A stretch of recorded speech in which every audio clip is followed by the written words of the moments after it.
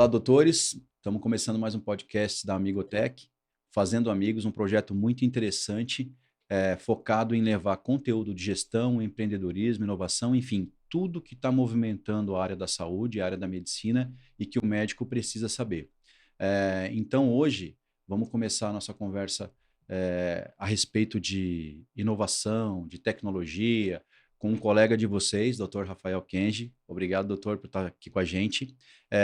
Então, eu gostaria que você se apresentasse e mostrasse um pouquinho do que você está fazendo atualmente aí na medicina, que eu sei que isso é muito legal, mas vamos falar com os seus colegas sobre isso.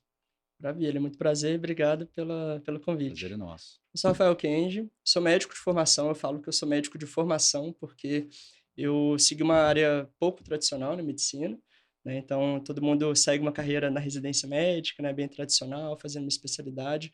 Eu falo que eu fui um dos poucos médicos totalmente digitais que tem, talvez até um dos primeiros, né. Eu me formei na UFJF, em Minas Gerais, segui para a área da gestão imediatamente. Então, eu comecei trabalhando com telemedicina, fazendo atendimentos virtuais, e atualmente eu trabalho com inovação e com gestão. Eu passei 3 anos e meio trabalhando numa startup de telemedicina, que é a Conexa, e 5 anos trabalhando no Medtech, que é o Jaleco. Eu tive uma base muito grande para poder trabalhar com gestão na área da saúde e ver que o médico tinha uma outra área, né, que é a área da inovação, que é fora da assistência. Então, desde o ano de 2021, eu não atendo mais em consultórios, em hospitais, mas eu estou fazendo uma medicina ampla, né, Uhum. seguindo, os princípios da inovação, da tecnologia, da gestão. Então eu gosto de dizer que eu sou médico de formação, porque quando eu falo que eu segui a área não assistencial, as pessoas me perguntam por que que eu deixei de ser médico, né. Mas eu falo que eu nunca me Interessante. senti tão médico, Aham. porque hoje eu trabalho com startups de todo quanto é tipo, desde oftalmologia, coloproctologia, tecnologia, inteligência artificial, telemedicina. Então eu preciso saber de tudo um pouco, né, para atuar com essas startups. E eu falo de médico para médico, né, então, desde os fundadores das empresas que são médicos, até os clientes que são diretores de hospitais, de grandes empresas, que podem ser da área da saúde também. Então, Uhum. eu digo que eu nunca me senti tão médico, tendo que saber tantas coisas na área da medicina, né, e seguindo a formação de médico generalista, como todo mundo se forma, né, na faculdade. Sim. Não, muito interessante, muito bacana. Parabéns aí por esse currículo. E uma coisa que eu acho interessante é o seguinte: você falou agora que nunca se sentiu, nunca foi tão médico, né, por ter que Uhum. saber de tudo um pouco. Você não acredita que os médicos que estão vindo terão que ser obrigatoriamente médicos digitais, digamos assim? Não seria uma espécie de uma cadeira, uma academia digital da medicina à parte? Como que você vê essa questão, esse movimento que praticamente é obrigatório da medicina? Sim, com certeza. O mercado mudou muito, né? Aham. A medicina dos últimos 5 anos não é igual à medicina de hoje. Apesar da forma que se aprende medicina continuar a mesma dos últimos 50 anos, né? Os mesmos slides, professores ensinando as mesmas coisas, apesar de tudo ter mudado muito, né? Tanto a parte da tecnologia, como o ultrassom, que está muito mais comum, ressonância, tomografia, tecnologias muito mais robustas, né? Apesar de a gente ter o mesmo princípio, né? Serem máquinas completamente diferentes. E o mercado como um todo ele mudou, principalmente durante e pós-pandemia. Então, da mesma forma que a gente começou a ver o home office, né, ou o trabalho híbrido, parte presencial, parte remoto, na medicina também, na saúde como um todo, né, não falando só para médicos, mas qualquer profissional de saúde, a gente viu uma cultura cada vez maior do atendimento remoto, a gente viu que o paciente ele poderia ser atendido por telemedicina, né, por telesaúde. Então, a gente viu que o cuidado ele não precisa ser vinculado ao toque presencial. A gente conseguiu dessobrecarregar o sistema de saúde com atendimento remoto.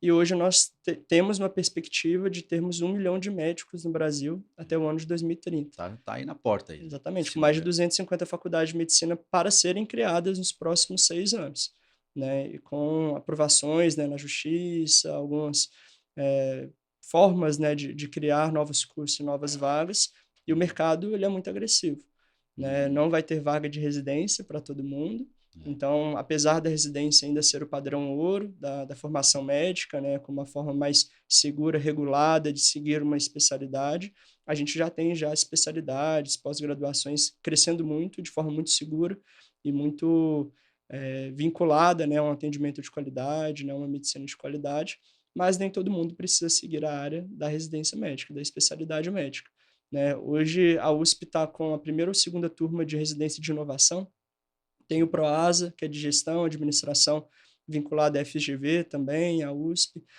Em Porto Alegre, em Belo Horizonte, já tem algumas pós também de gestão. A gente está vendo muita coisa envolvendo a área não assistencial diretamente, como alguma especialidade clínica ou cirúrgica, né? Então, eu digo que o médico ele tem várias possibilidades. Além das Uhum. especialidades, ele pode seguir a docência, né, ser professor universitário, ou seguir a área de pesquisa, a indústria farmacêutica, a área militar, a área de inovação, de gestão.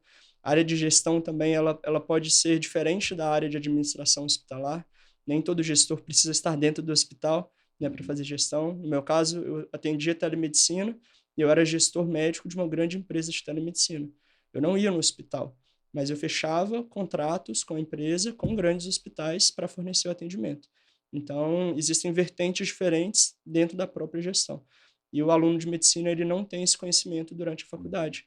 Ele não sabe que existe um caminho fora da residência médica para ele seguir. Uhum. E o médico, o homem, ele obrigatoriamente tem que se alistar no exército novamente, né? A gente se alista 2 vezes, aos Uhum. 18 anos e quando forma na faculdade de medicina. Não necessariamente vai seguir, né, a Uhum. carreira militar, mas é obrigatório mesmo, a gente precisa se alistar. Então a gente começa a descobrir outros caminhos, né, como a área militar, por exemplo, que é muito diferente, tem a aeroespacial, tem a parte offshore também, trabalhando embarcado, que ninguém fala com a gente na faculdade. E são grandes possibilidades de atendimentos muito interessantes, né, de carreiras muito interessantes na medicina. Sim, são leques enormes, né? Possibilidades gigantescas aí. E uma coisa que é interessante, que você falou agora há pouco, sobre a pandemia, telemedicina, enfim. É, eu falo como paciente, eu fico muito preocupado com os meus dados, o meu prontuário. Cadê? Não, aonde fica agora? Quem é que está tomando conta desses dados?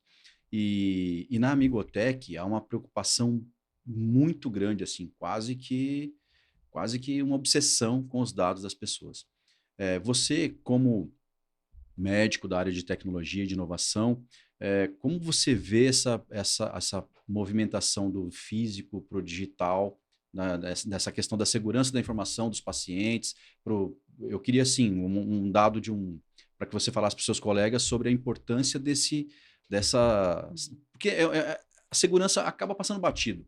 É uma coisa importante que a gente não vê, né? Então, sistemas de gestão, sistemas de telemedicina, como que é essa questão da segurança da informação na medicina? Como é que está isso, essa movimentação hoje? Eu li uma matéria 2 semanas atrás de uma pesquisa, eu não vou saber mencionar a fonte, né, mas dizendo que apenas 18% das instituições de saúde do Brasil estão adequadas em relação à Puxa proteção vida, de dados. olha, Isso é muito 18%, preocupante. muito. 18% é muito pouco, porque dados em saúde são muito mais sensíveis do que dados pessoais, Uhum. né? A gente viu o movimento do Open Finance, né, do compartilhamento de dados entre bancos, que facilitou muito a vida dos bancos, né, de Uhum. compartilhar nome, e-mail, CPF, telefone, né, alguns dados sensíveis e não sensíveis pessoais, mas na área da saúde não é tão simples assim, né? A gente compartilhar prontuários ou compartilhar dados específicos é tudo muito mais sensível. Por quê? Primeiro, a informação médica, ela é do paciente, não é do médico, não é do hospital. Uhum. Então, eu não posso passar um prontuário para um outro médico, uma outra instituição, sem a permissão do paciente, né? Até mesmo questões envolvendo a justiça precisam ser muito bem detalhadas, né? O juiz não pode pedir qualquer dado do paciente, né, sem a informação, a autorização dele, né? Apenas em alguns casos específicos que envolvem segurança do paciente ou de outros, Uhum. né? Então, é tudo muito mais sensível mesmo, né? A gente viu alguns casos de celebridades, políticos, né, ou familiares de políticos que tiveram imagens, dentro de centro cirúrgico ou Pois é. imagens de radiologia, de alguns exames expostos para a mídia, Aham. né? Além de envolver toda uma questão ética, né, envolve a questão de compartilhamento de dados, pessoais e dados que não deveriam ser passados, né? Sim. Quando me perguntam sobre isso, né, e está cada dia mais em alta, eu gosto de dar alguns exemplos. Por exemplo, um paciente tem HIV e ele não quer, não, é o direito dele que ninguém saiba, né? Além Sim. do círculo familiar dele. E imagina se o chefe dele tem essa informação e cria todo um estigma em relação à doença que é muito estigmatizante, né? Sim. É uma condição que é muito estigmatizante. Mesmo com todos os parâmetros, os exames Uhum. controlados, a gente ainda vê hoje, né, Sim. todo um estigma em relação a esse tipo de condição, Aham. né? Ou coisas mais simples mesmo, né? Algumas condições envolvendo coloproctologia, Uhum. urologia, que não Sim. é para falar para qualquer pessoa. Eu não posso ter um compartilhamento dessa informação para fora do que o paciente entende como necessário, seguro para ele. E dados são ouro, né? Uhum. A empresa que sabe tratar os dados, né? Quando eu falo em tratamento de dados, a aquisição dos dados, toda a manutenção, a Uhum. segurança, o compartilhamento desses dados seguindo todas as regras, não só a LGPD, mas todos os princípios éticos. A empresa que fizer isso, ela vai ganhar muito dinheiro, se fizer da coisa certa, né? Da maneira certa.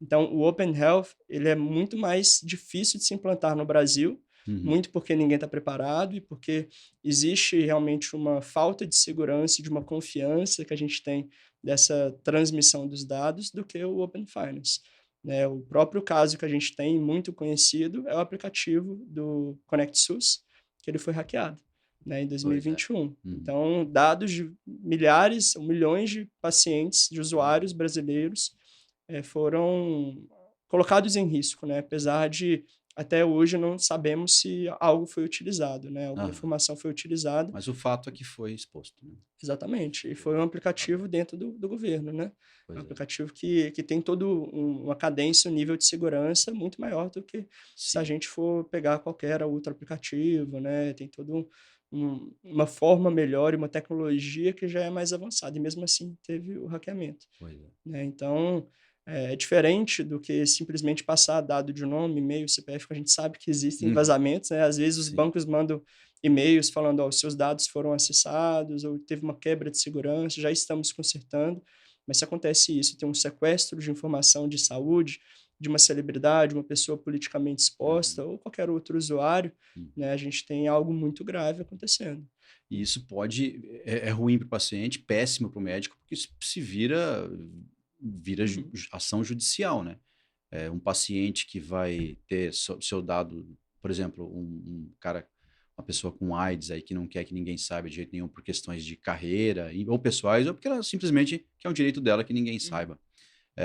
São danos irreversíveis. Se a pessoa perde um cargo, sei lá, de diretor, é toda uma Exatamente. carreira que pode ir por água abaixo. Isso vai acabar se voltando em algum momento contra o médico, né? Uhum. Porque o paciente não vai entender que houve uma falha, questão técnica da empresa, não sei o quê. Ela vai dizer que, ó, você deixou meu dado vazar, a culpa é sua e você vai acabar sendo acionado na Exatamente. justiça. Eu gosto de falar isso, né, e é um tema até bem comum, porque as pessoas elas não se atentam. Eu trabalhei numa empresa de telemedicina, assim como a Migotech tem, toda a questão de tecnologia envolvendo telesaúde, Uhum, né, é muito difícil colocar na cabeça do médico que ele precisa de uma plataforma segura para fazer o streaming, né, que é a uhum, videochamada com o paciente, e o registro e a segurança do prontuário.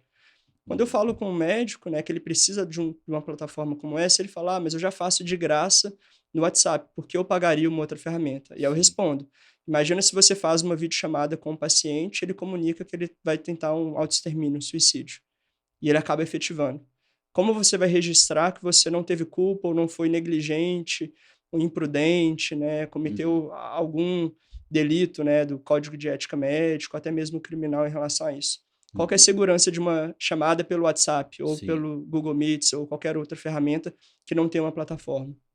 Ou um paciente que ele acaba tendo uma complicação ou um diagnóstico incorreto e o familiar acaba culpando o médico porque foi a pessoa que fez o atendimento mesmo. Aham. Sem registro, sem uma plataforma, segura para fazer o registro do prontuário, o médico ele está exposto, É. né. Então, só quem fez 6 anos de faculdade, mais 6 de residência, né, e viu o suor que foi trabalhar 100 horas por semana, né, com valor baixo de bolsa, Uhum. vai ter realmente a sensibilidade de falar que não pode perder o registro do conselho a qualquer custo, né? E é uma coisa básica, né? As plataformas não são caras hoje em dia.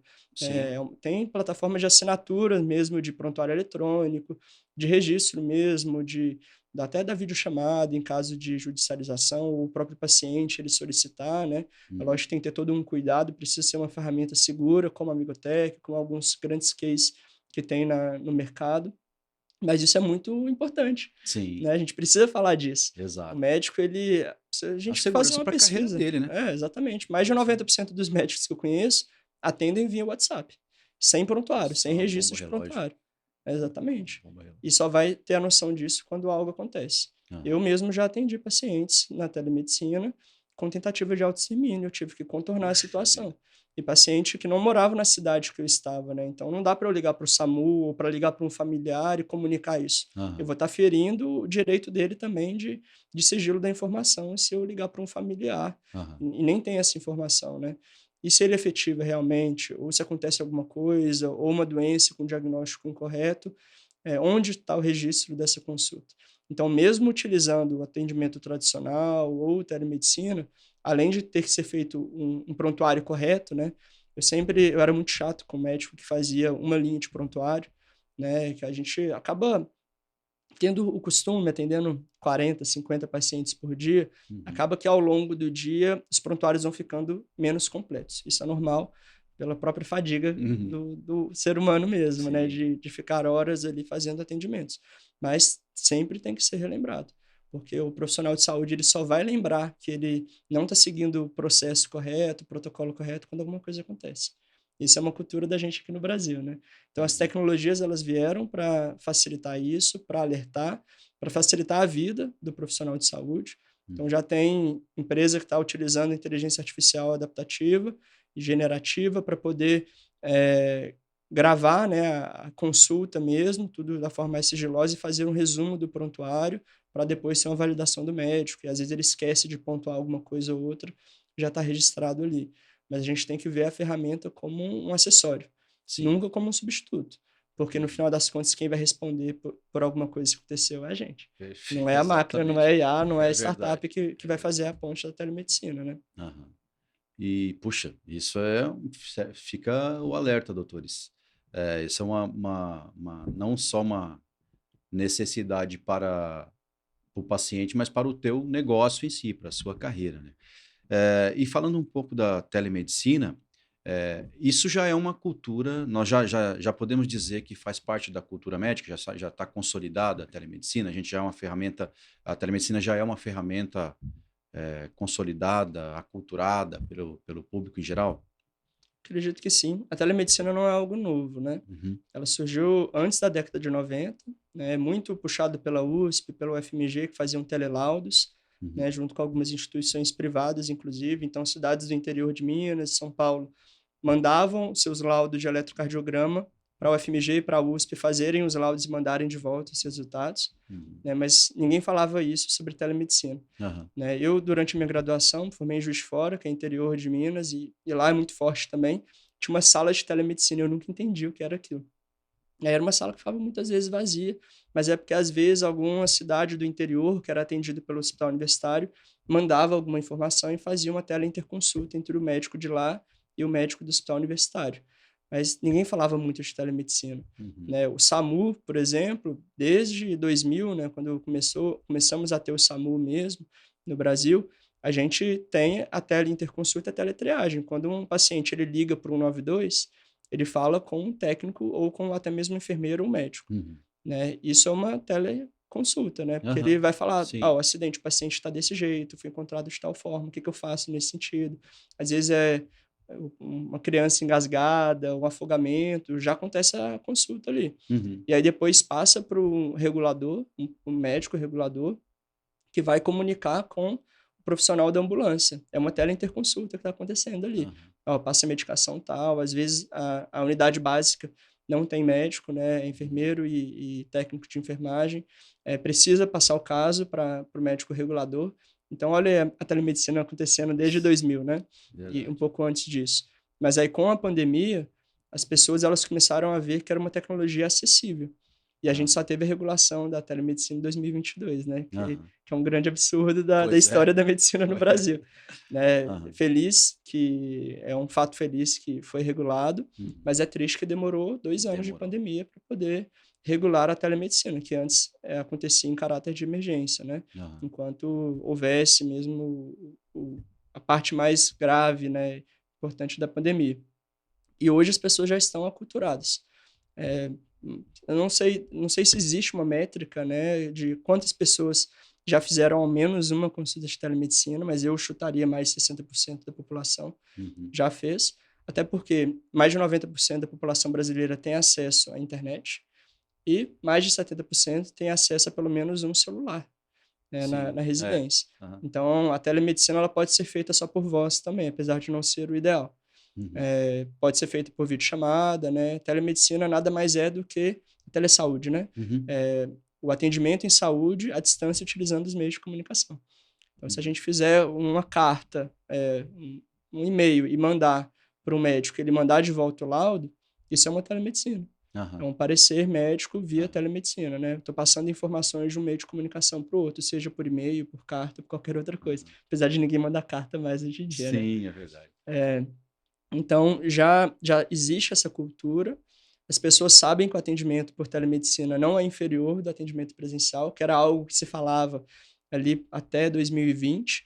Então, os Uhum. próprios professores das faculdades falavam, né, que era um absurdo os médicos atenderem porque precisa do toque, né? Muitas pessoas voltadas à clínica médica, né, Uhum. de ter que atender o paciente e o toque, mas a gente viu um estado de calamidade no Brasil com falta de oxigênio na região norte, com surtos de dengue, influenza e H1N1 e Covid no Rio de Janeiro, São Paulo, Minas Gerais, no ano de 2021, e hospitais sobrecarregados. Então, viu-se uma necessidade. Ou a gente fazia a telemedicina e atendia essa população, ou os pacientes não eram atendidos porque não tinha espaço nos hospitais. Né? Tinham pessoas morrendo de Covid, os Uhum. leitos mais de 90% lotados, Sim. né? E a vacina ainda demorando para chegar no Brasil. Então, a telemedicina foi um grito de socorro, né? Aham. De todos os médicos precisam se unir com todas as tecnologias possíveis Uhum. para atender a população. Sim. E aí, com isso, criou uma cultura, não só do paciente, Aham. mas do médico. Mas o paciente ainda, eu acho que ele não entendeu muito bem que uma consulta por telemedicina é uma consulta médica séria, Aham. né? Sim. Então, Aham. tem paciente que aparece sem camisa, usando roupas íntimas, ou deitado na cama com a luz apagada, quando é atendido à noite, né? E falta muito dessa educação, Uhum. né? De entender como é a forma mais ética, cuidadosa, e falar com o paciente. Você está no lugar mais confortável para você e mais seguro, que é a sua casa, né? Sim. Você pode falar tudo que você precisa falar pro médico, Aham. mas também precisa seguir todo um padrão de Sim. respeito, né, de processo dentro do atendimento. Da mesma forma, o médico, né? Uhum. Usar o jaleco, né? Se comunicar, explicar todas as formas todo o conteúdo que ele precisa, né, para o paciente, porque o Uhum. médico e o profissional de saúde, ele é um tradutor da linguagem técnica para a linguagem popular. O paciente ele precisa entender aquilo que ele É, está falando. isso é fundamental. Não adianta saber, tem que saber explicar. O paciente tem que entender da maneira correta, né? Também, senão ele não vai seguir o que É, precisa, né? Ele não vai exato. fazer o tratamento, ele não vai entender o que que ele tem e ele vai acabar se perdendo no meio do Aham. diagnóstico e tratamento. Sim. E falta muito isso, né? Então, eu até, quando eu gravava aulas, né, eu fazia algumas aulas dessa, né, para passar para os médicos. O médico, para ele não atender o paciente se o paciente não estiver devidamente vestido, num ambiente silencioso, calmo, sozinho, né? Uhum. Mas acontecia de tudo. Eu já atendi paciente que teve briga familiar no fundo e eu tentando falar com o paciente e os familiares brigando, ou outras pessoas ouvindo, aparecia de um lado, de uma coisa que não era para Uhum. sair dali da consulta, Sim. porque quebra a confiança médico-paciente, né? Aham. O paciente ele não fica confortável o suficiente para falar Olha tudo que só. ele precisa. Aham. Então, precisa de uma aculturação ainda nesse sentido. Aham. Mas de entender o que é a telemedicina para fazer e aceitar, isso já há muito tempo já. Ah, que bacana. Infelizmente foi num momento ruim, mas conseguiu-se assim uma evolução, digamos, deu mais um passo, né? Mas é sempre É, assim na inovação, né? é. A gente sempre fala que nos momentos de maior urgência, calamidade, é onde que a inovação acontece de forma mais clara e ampla. Uhum. Foi mesmo na gripe espanhola, na Guerra Espanhola também, na Primeira Guerra Mundial, na Segunda Guerra Mundial, nas pandemias. Uhum. Né? O soro fisiológico foi criado na guerra. Né? A dipirona foi desenvolvida na guerra também. A própria penicilina foi descoberta num período de guerra e deu origem a toda a descoberta dos antibióticos. Uhum. E durante a pandemia, as vacinas foram desenvolvidas em menos de um ano. Né? Com tecnologia de RNA mensageiro, que deu o Nobel de Medicina em 2023 para 2 médicos, né? De instituições diferentes que trabalhavam em conjunto. Então, enquanto houver, né, pandemias e vai ser mais frequente, infelizmente, tem até um TED Talks do Bill Gates falando disso, né? Uhum. Que as próximas pandemias serão mais graves e mais frequentes se a gente não se movimentar. Uhum. A gente vai ver inovação acontecendo em momentos de grande necessidade. Sim. Né? Então, nunca podemos falar que é algo bom, né? Uma guerra ou uma pandemia, nunca vai ser, Uhum. mas é onde a gente tem maior necessidade de atuar de forma rápida. Uhum. E a inovação acontece. Sim. E isso é interessante. Atuar de forma rápida, inovação, novos processos, novos conflitos, novos problemas operacionais, como o paciente, um familiar briga no fundo, passando. Então, cabe ao médico comunicar da maneira clara que aquilo é uma prestação de serviço médico oficial e formal, enfim. Vai gerar um documento depois. Exato, exato. Então, tudo isso faz parte da nova, digamos, carreira médica, né? O médico tem uma frase, não é minha, não é da minha autoria, mas eu acho sensacional, que é: o médico não vai ser substituído pela tecnologia, ele vai ser substituído por médicos que entendem e conseguem usufruir, extrair o máximo da tecnologia. Essa é uma capacidade de adaptação, da evolução da carreira, digamos assim, né? Eu, por exemplo, uma parte fazendo, eu sou da época da datilografia ainda. Eu aprendi a datilografar, mas depois aprendi a teclar. E foi difícil no começo, porque o computador, você dava uma teclada muito forte, ele repetia a letra um monte, enfim, eu passei por esse problema. Mas é claro, guardado as proporções, né? E era um problema de evolução do trabalho, eu tive que me adaptar. Então, eu acho que a gente está nesse momento a transição sempre houve, né? A medicina sempre evoluiu, óbvio. Mas agora está muito evidente que o médico, a medicina está evoluindo, mas o médico precisa evoluir também. Ele precisa entender, exato, que a tecnologia é uma necessidade da carreira dele, não é mais uma opção, né? Ele poder, será que eu preciso entender de fato de LGPD? Será? Não faz parte da minha rotina, eu quero atender, quero ficar ali no meu ecossistema, no habitat natural, vai ser passado para trás, né? E vai correr riscos, né? Que é o mais importante. E até eu digo isso, né? Quando eu decidi fazer gestão, em 2019 eu passei um período em Harvard, fazendo um estágio, durante a graduação mesmo, e lá eu vi uma gestão clara e uma gestão bonita. Né? Eu digo que eu desisti de fazer residência, eu ia ser cirurgião do trauma e cirurgião torácico, eu era o cara da cirurgia da faculdade. Uhum. Todo mundo, quando falava em trauma, em SAMU, falava do meu nome, porque fiquei quase 2 anos no SAMU, fazendo estágio, adorava ajudar pessoas acidentadas, né? Eu via muito claro o meu papel ali de salvar aquelas pessoas. Uhum. Mas aí, lá em Harvard, eu vi um dos melhores cirurgiões do mundo cometer um erro durante uma cirurgia, eu assisti, e ele saiu do campo de cirurgia, outros 2 cirurgiões tão bons quanto ele assumiram, e ele ficou só observando, e no dia seguinte teve uma reunião para repassar os erros, as falhas do protocolo daquela reunião que gerou aquele erro.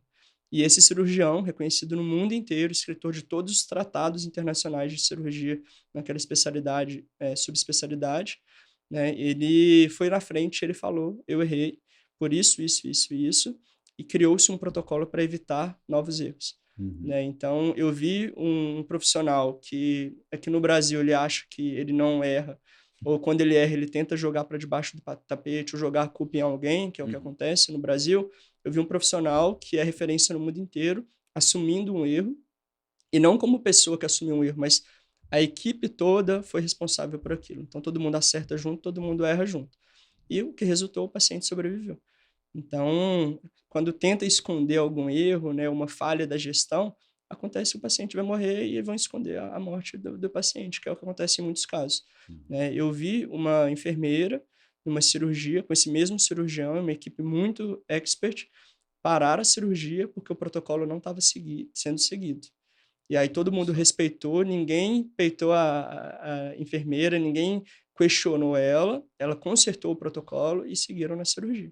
Mas eu também vi coisas erradas acontecendo. Eu vi uma paciente ter uma parada cardiorrespiratória porque a gasometria dela estava com altos índices de várias alterações há mais de 5 dias e o plantão foi passado várias vezes e ninguém notou Passou que batido. passou batido. E era uma paciente que já estava no segundo transplante de pulmão, super sensível, e o pai dela era professor de medicina da Harvard Medical School, e aí ele pegou os exames e ele viu que estava acontecendo uma Poxa. falha ali.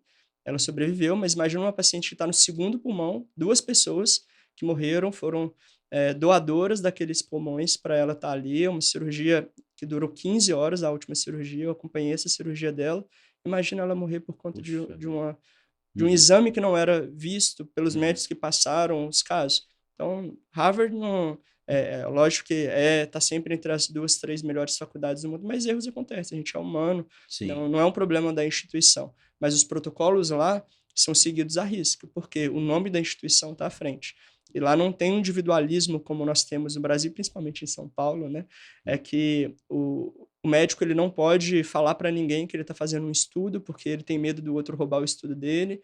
Ele é muito individualista, então tem que colocar o nome dele em tudo. Nunca é equipe.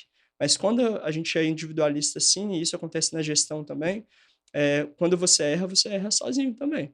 Sim, Quando eu verdade. divido a responsabilidade com a equipe, e eu falo isso muito com as equipes que eu trabalho, a gente divide responsabilidades e divide o sucesso. Eu não preciso ganhar o mérito de tudo, porque eu Uhum. nunca trabalho sozinho. E o profissional de saúde nunca vai trabalhar sozinho.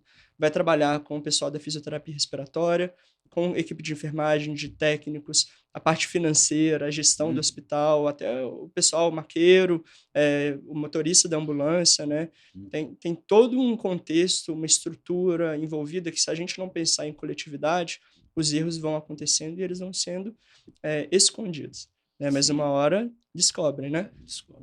E tudo é protocolo. Eu estava conversando com um médico semana retrasada.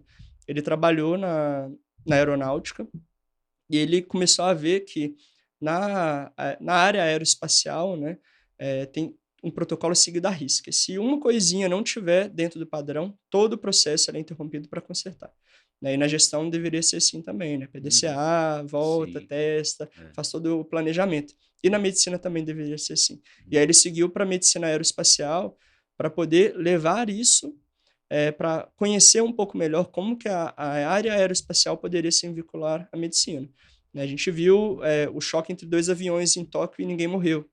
Né, Uhum. incêndio, né, também que teve em Tóquio no avião, e ninguém morreu, todo mundo seguiu o processo certinho, porque os comissários de bordo estavam preparados, os pilotos estavam preparados, todos os passageiros tinham escutado atentamente as instruções do voo em caso de emergência e seguiu exatamente do jeito que tinha que seguir. Ninguém morreu, o avião pegou fogo, Sim. né, perdeu o avião, mas não perdeu nenhuma vida. Nenhuma vida. Imagina se a gente fizesse isso em todos os procedimentos cirúrgicos, todos os atendimentos, né, checar realmente no SAMU, na urgência, a gente faz isso, né? É lógico que várias falhas acontecem por Uhum. fazer depressa, mas eu, todos os dias de manhã, antes de começar o meu plantão às 7 horas da manhã no SAMU, eu chegava às 6, porque eu tinha um checklist, eu checava todos os medicamentos, todos os equipamentos, se tinha bateria no desfibrilador, né, se estava carregado, Uhum. se estava tudo no lugar certo, lacrava tudo, porque se tirou o lacre, é porque usou, e aí sabe de onde saiu, olhar a Ah, validade de medicamentos. sim. Quando segue um protocolo desse, não tem como dar errado.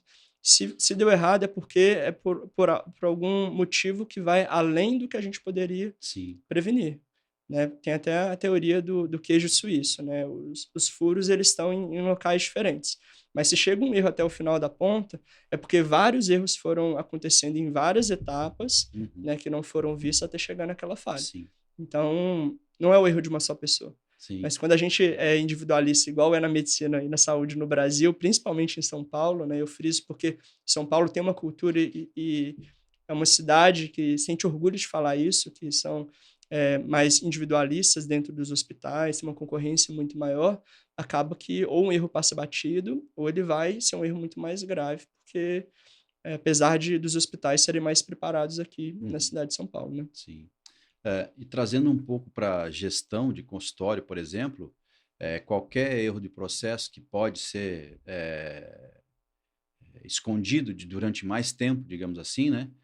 Uma guia preenchida errada, um atendimento mal feito, tudo isso vai acarretar em falta de recurso financeiro para o consultório, vai ser prejuízo. Uhum. Uma consulta de um paciente particular que não volta, porque ele não se sentiu bem atendido, não foi acolhido, uma guia preenchida errada que vai glosar, que aquele médico não vai receber, ele não fica sabendo por falta de controle. No final das contas, tudo acaba, qualquer erro de processo acaba no paciente. Acaba estourando lá na ponta e a ponta é o paciente. Uhum. E o paciente pode resolver não voltar, pode resolver não avisar o médico, ele nunca vai saber daquele fato. Tem até um caso recente, uma paciente ela foi tratada com câncer, fez várias quimioterapias por mais de 30 anos, e aí descobriram que foi uma falha no preenchimento do prontuário dela, e ela ganhou na justiça depois desse tempo todo, né, por danos morais, vários danos, mais de R$ 2 milhões. Puxa, E saiu do bolso do hospital. do bolso do hospital. Né? Então, se tivessem atentado mais, né, um Uhum. preenchimento correto e orientado os médicos a Uhum. fazerem um preenchimento correto daquele documento, que é um documento legal, com valor jurídico, Uhum. né, que ele não pode ser alterado depois que ele foi fechado, ele precisa ser corretamente preenchido, o hospital não teria perdido R$ 2 milhões. Para onde iriam esses R$ 2 milhões? Talvez para a reforma de uma área, Pois é. para um tratamento de um outro paciente. Algum Olha o dano que equipamento a deu mais. nessa Puxa família, vida. de uma pessoa imaginar que ela está com câncer. Olha o Uhum. dano mental, emocional, estrutural daquela família toda ali, de passar por um tratamento, quimioterapia, né? Imagina se ela tivesse feito uma cirurgia de amputação de alguma coisa, seja de mama, intestino, Uhum. ou tirar algum pedaço do corpo para evitar um câncer de algo que não Puxa existia. vida, que é algo que não existia. É complicado, hein? Ia E ser são bem coisas complicado. recentes, né? E que a Exato. tecnologia poderia auxiliar, é uma dupla checagem, e falando mais que tecnologia, de processo. Uhum. Sim, Né? Todas as profissões, elas precisam seguir processo. Isso é na saúde, é na gestão, em qualquer área. exato.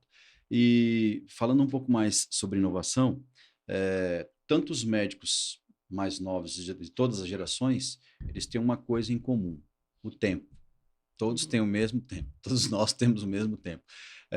Você não acha que é uma vantagem competitiva o médico que consegue ter ferramentas que o auxiliem a otimizar esse tempo? Estou falando desde emitir uma nota fiscal para a prestação dos 15 lugares que ele trabalha lá, são 15 notas diferentes, até mesmo ver a agenda dele do dia, ver qual é. Enfim, ele tem que se familiarizar um pouco mais com essas ferramentas para poder melhorar. Eu acho que assim, o médico ele não. É uma percepção pessoal. Ele se preocupa muito com os outros, com a parte, o aspecto técnico da profissão, de entregar de fato o serviço dele, mas ele não se preocupa, a um ponto cego, em otimizar o tempo dele para poder fazer isso. Ele não se preocupa muito com essas ferramentas que como o Amigotech, o Amigo Clinic, Amigo One, entre outros serviços que tem, para poder otimizar o seu próprio tempo. Vai sobrar um tempo a mais para estudar, um tempo a mais sei lá, para se divertir, E por tempo que é não? dinheiro. E tempo é dinheiro. Uhum. E assim, não vai voltar de jeito algum, né? Eu acho que isso não é mais um problema com os médicos da sua geração para cá, né? Ainda porque não se fala sobre isso, né? O médico, ele entra e sai da faculdade exatamente da mesma forma do que 60, 70 anos atrás, né? Então, apesar das novas tecnologias, né, apesar de se falar mais disso e o acesso ser muito mais fácil, ainda não se fala e não cria-se a necessidade, da mesma forma da necessidade da consulta com um prontuário seguro que a gente comentou, da questão do WhatsApp, né? Mas o profissional médico, ele está acostumado a perder muito dinheiro e perder muito tempo com coisas que ele não entende. Ou até mesmo gastar muito dinheiro, né? Ou de tantos secretários para fazer algo que ele Uhum. poderia fazer com uma ferramenta, ou pagar muito mais de imposto ou de contabilidade, porque ele não entende o que ele está fazendo ali, ou não usa ferramentas que explicam de uma forma mais fácil para ele. Então, gestão de tempo é gestão da vida, porque a Uhum. gente consegue otimizar o que a gente faz e criar ferramentas para fazer mais coisas ao mesmo tempo, né. Tem Sim. gente que pergunta quantas horas tem o meu dia, porque eu trabalho em 3 empresas, né, como CEO das 3 Aham. empresas, mas eu tenho, primeiro, equipes que me ajudam, né, e eu Uhum. confio cegamente, porque a gente segue protocolos que foram desenhados em conjunto, e a responsabilidade é compartilhada, Uhum. assim como o sucesso também é compartilhado. E nós usamos ferramentas que facilitam a nossa gestão. Não só a gestão de pessoas, mas a gestão de tempo e gestão de processo. Então, eu sei tudo o que está acontecendo. Então, agora, durante o videocast que a gente está falando, eu sei o que cada pessoa da equipe está fazendo e eu confio que cada um tem a autonomia necessária e fazendo a coisa do jeito mais adequado para a área daquela pessoa. Eu sou médico. Então, eu não vou microgerenciar a atuação do diretor de marketing de Sim. design, porque eu não sei o que ele faz na prática. E foi Uhum. essa gestão clara e bonita que eu vi nos Estados Unidos, né, em Harvard. Uhum. Eu vi rounds de saúde mental sendo tocados por psicólogos e depois o psiquiatra pedindo a opinião deles para seguirem o tratamento correto para o paciente. Eu vi as enfermeiras, né, os enfermeiros parando a cirurgia para seguir os protocolos. Quando cada um tem uma gestão de tempo adequada, usa ferramentas e sabe o seu lugar ali, o seu valor ali, tudo funciona como um organismo, né? O Uhum. organismo é um conjunto de sistemas, que é um conjunto de órgãos, né? O sistema é um conjunto de órgãos. Então, quando cada um se vê como um órgão ali dentro de uma equipe, que é um sistema, todo o organismo ele funciona. Falando em termos de saúde, né? Aham. Sim. Então, a gente olha o hospital ali, a instituição de saúde, como um organismo, as áreas como sistemas e cada pessoa ali como órgão trabalhando com o que é bom. Eu não posso tentar me meter na área do marketing, no que a administradora de empresas, que é a minha diretora de operações, ela fala, ou que a assessoria de imprensa acha melhor para soltar para a mídia, porque, primeiro, eu não vou ter tempo de olhar tudo, eu não vou saber tão bem quanto aquela pessoa, Uhum. e se eu não confio no trabalho daquela pessoa a ponto de ter que ficar decidindo as coisas por ela, a pessoa está no lugar errado. Ou porque foi contratada de uma forma errada, ou porque teve quebra de expectativa, de alinhamento, ou porque está na área errada mesmo. A pessoa pode ser muito boa, mas ela pode estar na área errada. Sim, Né? exato. Então precisam se ajustar. Eu sei muito meu papel como CEO da instituição. Né? Eu tenho que fazer o relacionamento, coordenar um pouco de algumas áreas, mas olhando mais superficial, porque tem uma diretora de operações que olha a fundo cada setor e tem cada área que tem o seu próprio head. Né? Então, tudo isso é gestão. Quando eu decidi fazer gestão, no final da faculdade, no último período, eu ouvi de um professor meu que eu ia desistir da medicina para ser burocratazinho, desse jeito, burocratazinho para ficar atrás de uma mesa assinando papel. Mas é uma visão antiga de gestão que achava que um gestor é um cara que resolve problema e fica assinando papelada atrás de uma mesa dentro de um hospital. Uhum. Eu não fui nem para a área hospitalar e muito menos é minha função ficar assinando papel por trás Exato. de uma mesa. Nem tem mais papel. Exatamente. Aham. Né? Então, Aham. quando a gente sabe muito bem como que o mercado está mudando, né, qual é a sua atuação e como você vai trazendo pessoas boas, né, que você pode confiar e que sabem muito bem aquilo que está fazendo, a gente tem toda uma questão de produtividade melhor. Então, e a gente vai evoluindo em relação a isso. Né? Você comentou de economia de tempo. Hoje, nas empresas que eu trabalho, nós não fazemos reuniões de 1 hora. Por quê? Tem um princípio que chama princípio de Alzheimer, que ele fala que reuniões que durariam 1 hora poderiam durar 45 minutos, desde que todo mundo esteja alinhado com isso. Uhum. É questão de restrição do tempo. A gente consegue falar tudo em 45 minutos que a gente falaria 1 hora. E se a gente aumentar o tempo para 1 hora, a reunião vai durar 1 hora.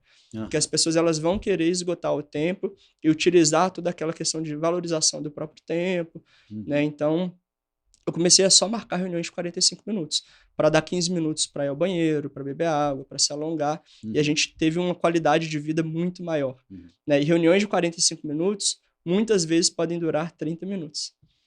Se a reunião ela se estende muito mais do que deveria, ou acaba que a gente fecha o tempo e não consegue falar tudo, tem alguma coisa de errado. Ou tem pessoas que não deveriam estar ali, ou tem gente demais na reunião, ou o alinhamento não foi feito da forma correta. Então, se tem uma pauta muito bem clara, o alinhamento foi feito da forma correta, e as pessoas certas estão ali naquela reunião, ela vai durar 45 minutos, vai durar 30 minutos, não vai precisar se estender. Uhum. Né? O assunto ele não vai ser tão importante, grave, urgente, a ponto de ter reuniões de 3, 4 horas, né? Como tem pessoas que têm orgulho de falar isso, né? Sim, Que, é verdade, que já vi ficam isso. em Eu venho reuniões. do mundo corporativo e, por vezes, parecia que era o troféu do dia. Ah, É, estava até agora na sala de reunião, a gente almoçou lá. Falei, mas isso que não é absurdo. bonito. O que vocês fizeram? Por que vocês estavam lá É. tanto tempo? Não é uma cirurgia, pô, não Prestaram dá pra... atenção? Não prestaram atenção. A Exato, gente não não, isso não. consegue, Isso não não. tem esforço mental ali, energia para Aham, poder seguir isso. E tudo isso é gestão de tempo exato. e alinhamento de expectativa. Aham. E também nessa pegada de gestão do tempo e produtividade, num mundo cada vez mais rápido, com informações que a gente tem que filtrar. Você falou, é bom ter uma equipe que saiba o seu papel, que tem essa cultura organizacional, digamos assim, né? É uma coisa que falta muito ainda também no Brasil, em clínicas, consultórios, porque as pessoas não são orientadas da maneira correta, mas o médico também não sabe orientar, porque ele está preocupado com o aspecto técnico. E, ora, essas pessoas são orientadas, mas não têm ferramentas adequadas para poder atender. E o médico também fica muito focado no seu aspecto, de novo, no seu aspecto técnico ali. Como que a gente pode fazer que... Qual é, acho que é a pergunta de $1 milhão. Como que a gente vai colocar esse gatilho mental nos médicos que já estão atendendo? Assim, os pacientes estão aí, eles têm acesso ao Dr. Google, que já não tem mais, agora é o ChatGPT, que está ali para responder para ele. Como que a gente faz para o médico que já atua, ele entender que ele precisa da inovação? Ele tem que usar. A inovação é um aliado dele, é uma aliada dele, não é um substituto. Como é que a gente fala, doutor? Tem uma ferramenta aqui que você pode emitir um relatório, pode preencher um prontuário, você vai gastar 2 minutos a menos. Mas o que são 2 minutos a menos? Eu posso continuar no meu aqui, é muito mais confortável e tal. Só que 10 pacientes são 20 minutos a menos. 20 minutos a menos por dia vai dar não sei quantas horas lá. Eu tive essa conversa semana passada. É mesmo? Com alguns sócios meus. Que bom, então eu estou alinhado aqui com o que a gente vai falar. E foi uma conversa muito... Todo mundo chegou à mesma conclusão. O médico, ele não é doutrinado na parte de educação. Se eu falar com os médicos, vou te dar um curso para você entender tudo de telemedicina, vai ser um curso de graça, vai durar 5 horas ou 3 horas por dia, vai ter certificado, vai ter isso, aquilo, ele não vai fazer. Por quê? O médico, ele tem uma cultura de... Ele só faz se ele precisar, se for obrigatório para fazer uma prova de residência ou para ganhar uma certificação que ele precisa avançar num sentido, ou então, quando eu consigo mostrar para ele na prática o risco que ele está tendo. Então, eu não posso chegar para o médico e falar, olha essa ferramenta aqui que ela vai facilitar o seu dia. Mas eu tenho que falar, se você não usar essa ferramenta que vai facilitar o seu dia, você pode perder o seu CRM por conta disso, disso, disso.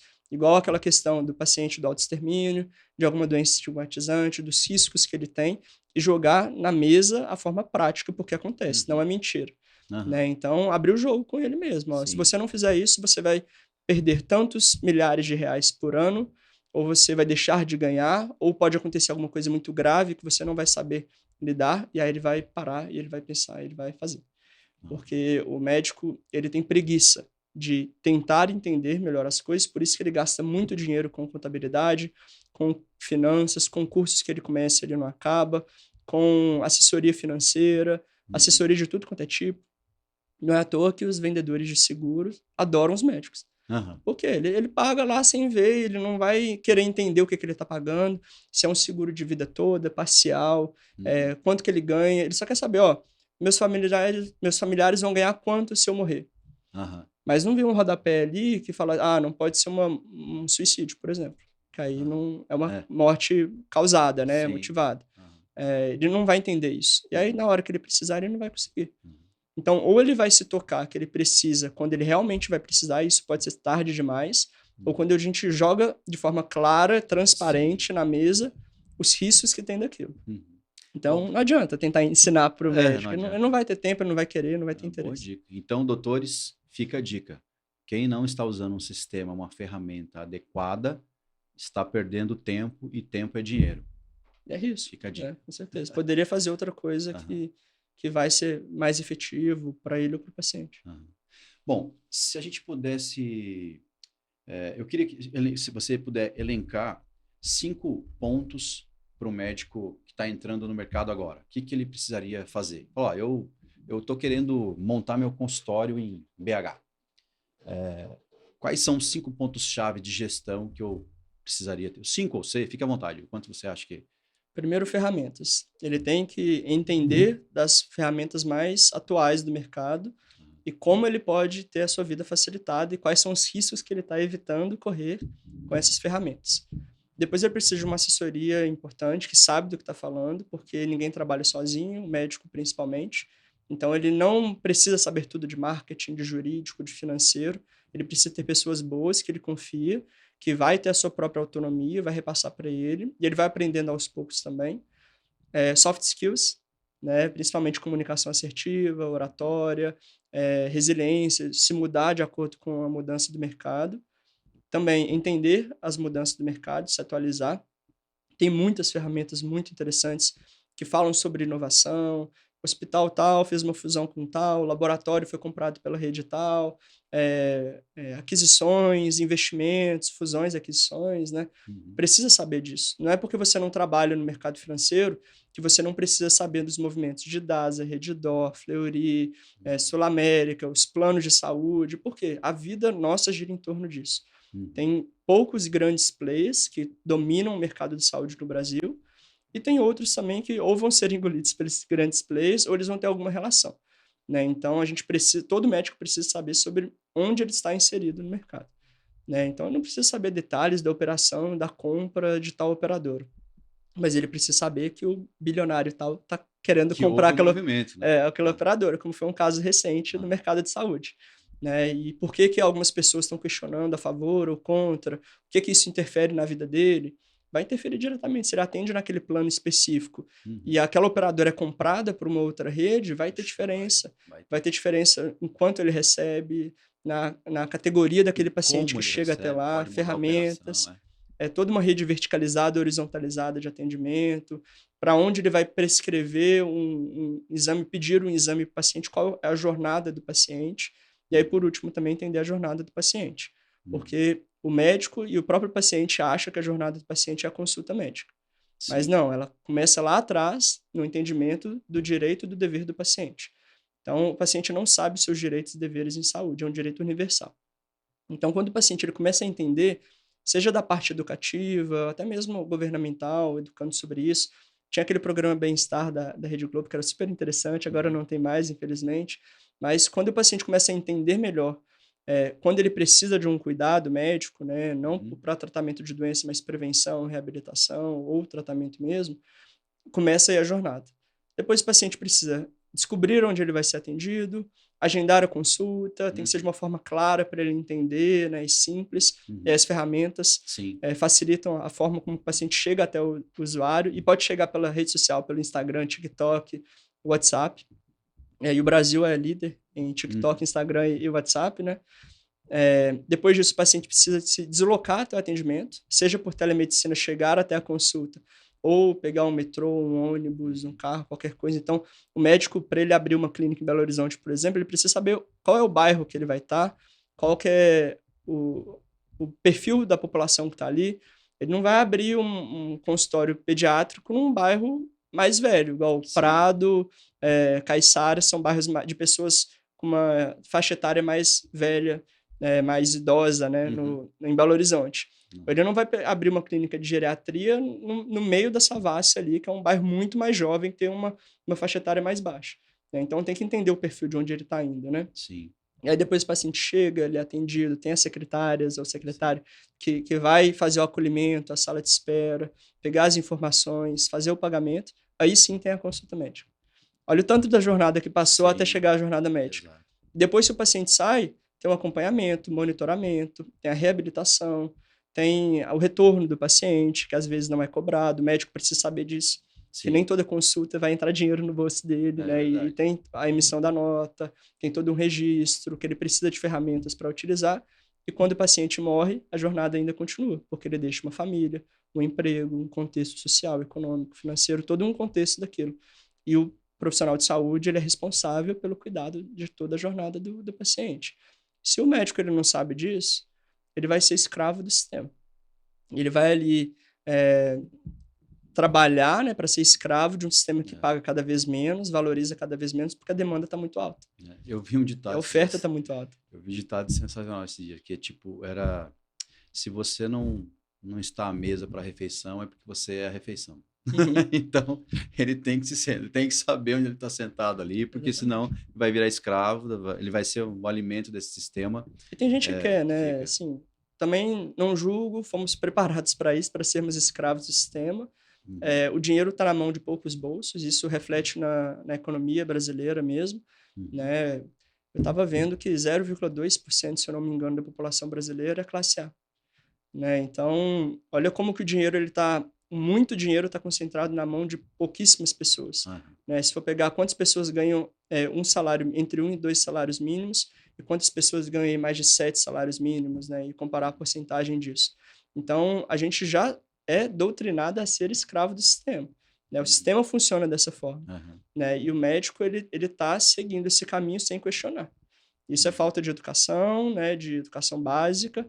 As escolas estão cada vez mais pecando nisso, mas sempre tem novos debates de saúde, de educação financeira, né, de política nas escolas, educação financeira, das pessoas serem mais questionadoras. E isso é na faculdade. Se a gente não questionar o sistema, a gente vai só seguir. Aí depois a gente vai ver o tanto de dinheiro que a gente deixou para o sistema, que a gente deixou de ganhar, ou tanto do nosso tempo que poderia ser mais otimizado. Então, são 5, 6 pontos aí que eu comentei, mas que são essenciais para tudo. E fazer gestão não é trabalhar atrás de uma mesa e ser burocratazinho. Fazer gestão é fazer gestão do seu tempo, da sua vida, da sua carreira e dos seus próprios pacientes, né? Que é o ponto focal de que a gente está fazendo aqui, né? Que eu decidi ser médico, pelo menos, né? Para aliviar o sofrimento, seja ele mental, físico ou emocional. Né? Não sei os outros médicos qual que é o propósito ali de ser médico. Tem gente que vai querer ser médico para ganhar dinheiro, ou para seguir os passos do pai, ou para N motivos. O meu é para aliviar o sofrimento. Então, mesmo não atendendo, eu não deixei de ser médico. Então, eu volto na primeira frase que eu falei hoje, né? É que eu nunca me senti tão médico, porque eu estou vendo o impacto que eu estou gerando na vida das pessoas, de cada indivíduo ali, que eu estou acompanhando, aliviando o sofrimento através da tecnologia, da gestão, falando um videocast desse, ensinando para as pessoas e alertando da importância disso, ele vai dar um atendimento mais cuidadoso com o paciente. Legal. Então, eu me sinto responsável também. Sim. Não, eu acho que bacana, esse é um dos principais propósitos do podcast Fazendo Amigos, da Amigotech, que através de você compartilhar um conhecimento seu, você vai ajudar os seus colegas que, consequentemente, irão ajudar... É uma cadeia, né? Ajudar os seus pacientes. Então, sensacional. Bom, a gente está chegando perto do final. Eu queria que você pudesse deixar alguma frase, alguma mensagem final para os seus colegas. Fica à vontade. A câmera é tua. Maravilha. Obrigado. Obrigado pelo espaço também. É sempre muito importante. Eu acho que o recado principal é que o mercado mudou. Então, cada vez mais, vocês precisam entender essas mudanças do mercado. A faculdade de medicina dura 6 anos, então a gente tem que aprender mesmo as especialidades, sair da faculdade como um bom médico generalista, sabendo um pouco de tudo, né, para fazer um atendimento humano, empático para o paciente. A parte específica vai aprender na residência, na pós-graduação, mas a gente precisa entender o que é o mínimo necessário para ser um bom profissional de saúde. E a comunicação, as soft skills, entender sobre o mercado, as tecnologias, é o mínimo necessário hoje para ser um bom médico. Né? Ou você vai ser engolido pelo mercado, ou você não vai fornecer para o paciente o melhor cuidado que deveria. Então, precisa realmente entender melhor o mercado, sim. Não precisa seguir a área de administração, a área da gestão para fazer isso. Né? Precisa entender o contexto de onde você está. Porque senão o mercado vai te engolir e você vai ficar para trás. E aí depois é difícil correr atrás. Né? Difícil. Quando o carro já está andando, já você colocar as rodas nele. Legal. Bom, obrigado, pessoal. Até a próxima com Fazendo Amigos. Eu agradeço. Valeu. Obrigado.